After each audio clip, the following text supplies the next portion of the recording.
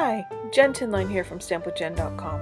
In today's video, I'm going to show you how to make this gorgeous card using the Irresistibly Floral Specialty Designer Series paper and a brayer. You can see there's two tones on this card, and I will show you how to do that.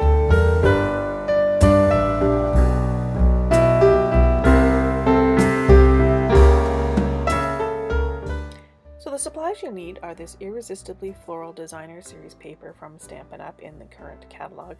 It's hard to see on the screen here, but it's embossed designs on white. It's got swirls and stripes and flowers and dots. It's just really awesome paper. I'm also using a piece of scrap whisper white. That will be for the saying. A piece of melon mambo that's 5 1/4 by 4 inches. The base is pumpkin pie. And the designer paper is 5 by 3 3/4 inch size. I'm using the thick whisper white baker's twine, which you could use thinner twine as well. And the stamp set that we're using is this one here, Window Shopping, and that is from the Stampin' Up! Occasions catalog.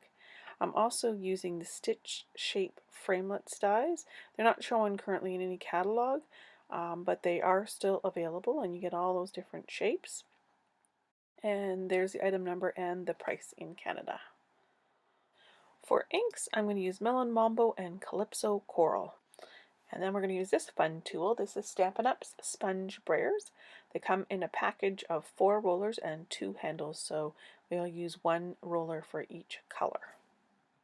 Here's some other items you'll need to make this card: glue dots, dimensional snail, bone folder, scissors, and a tissue. So I started stamping already by stamping the saying once in Melon Mambo, and I'm going to stamp it. I've cleaned the stamp, and I'm going to stamp it again in Calypso Coral, and this is just on scrap pieces of paper. I'm pressing down firmly here just to make sure all parts of the stamp are done. So I'm going to start brayering this piece of cardstock. So I'm taking my brayer and lifting and rolling it onto the Calypso Coral ink pad, and then I'm going to start on one end, and I'm going to roll the brayer firmly over the cardstock and back and forth, and you can start to see that the lines that are already on the paper are starting to show through, and add more color if you want. You're pressing on the ink pad firmly, but not so firmly that the side of the brayer digs into the ink pad. So you can see the colors really coming here now, and I want it darker near the end, so I'm going heavier over the end, and I want it to kind of fade out to the middle. And then I'm just going to flip this paper around just because I'm right-handed, and now I'm going to do the same thing with the Melon Mambo ink. Again, I'm trying to fade it out towards the center and heavier on the ends. And these sponge brayers are lovely because they really don't leave lines and marks. They're super easy to blend. You need to go over this a few times to get the depth of the color that you want. So this is how I want it. It is kind of got a little bit of lines in there, but you could blend those out if you want. But I want kind of that ombre kind of look on my card. And then when you're finished, these rollers, they just snap out easily, and then you can just rinse those under the sink. Don't lose that middle little part.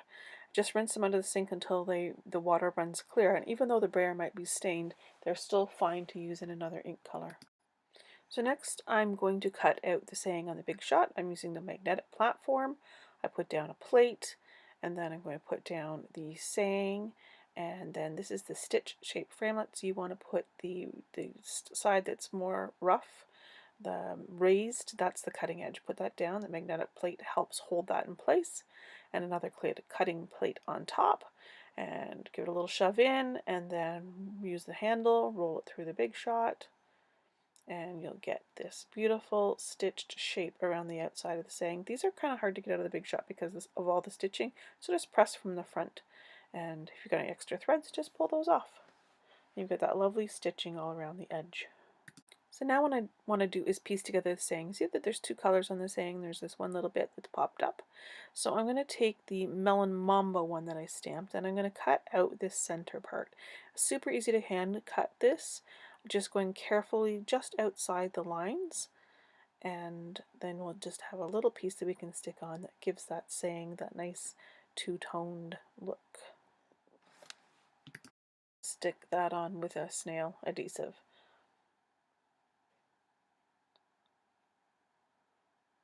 So before we put this together, I'm just going to buff this piece with a tissue. That just gets any ink that's still sitting on the surface of that embossed bit off. And you want that off so it doesn't come off on your fingers or someone else's fingers. So now I'm just going to tie a piece of the thick baker's twine around the card and tie it into either a knot or a bow. You can see on this sample I've used the thin baker's twine. I've gone around twice and then tied it into a little bow. I tend to like to pull the ribbon off, or the twine in this case, off while it's still on the spool so I don't waste a single piece of it. And people always ask me how you tie your knots and bows. I have this weird sort of hold one finger down thing. It is really just a process of playing with it and fiddling with it to get it straight the way you want it. And then another trick, of course, is you can use glue dots to hold it all in place and make the loops go the way you want it to go. So I just fiddle with the bow and then the size of the loops until I get it just the way I want it.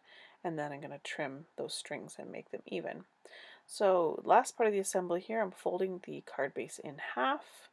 I will attach the Melon Mambo mat. This is just using my snail adhesive. And I just got a little bit in each corner and then a little bit in the middle. And once you have it in the right position, I usually start with one corner first, get it in the right spot, and then the rest down. And then you can give it all a little rub once you have it on there just to seal that tape. And then this piece, one of the nice parts about using this paper is that it's not like an embossed piece that might curl a little bit on you. This paper is nice and flat. However, I've got that heavy string on there, so I'm adding a little more tape than I normally do. And then again, same idea, get it straight and then seal it down. And on the back of this piece, I'm going to use dimensionals. I always like to pop up at least one element on a card. It just gives it a little more oomph. So you're just going to center that on there and then push down. And that's it for the card. If you wanted to, like I said, make that bow go exactly where you want, you could use a little glue dot. I'm just tucking one underneath here so it doesn't move. And I'm going to tuck another one just under where the loops are. And I'm just pulling that off with my paper snip scissors. This way I can kind of train the trailing part of the ribbon to go exactly where I want it to go. And then, of course, trim it up again too. So there's two versions of the card I've done, both using different pieces of paper from the pack and using different types of ribbons. Thanks so much for watching. Check back to stampwithjen.com often for other tips, tricks, and ideas.